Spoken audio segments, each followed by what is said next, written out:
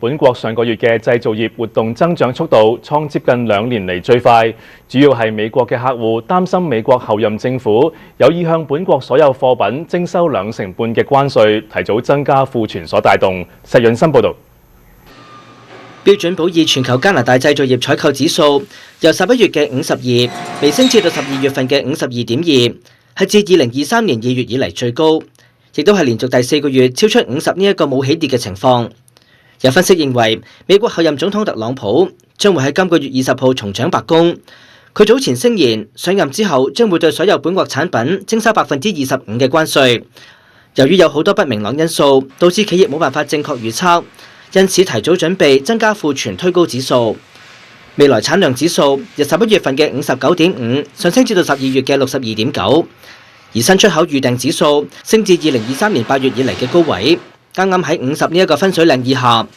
有部分分析認為，加元對美元匯價12月跌至近5年嚟嘅新低，令到本國嘅出口產品更具競爭力。分析又指，本國上個月仍然受到港口同郵務工人嘅工潮影響，導致本國供應鏈出現樽頸嘅情況持續，更加令到交貨期延長至到半年。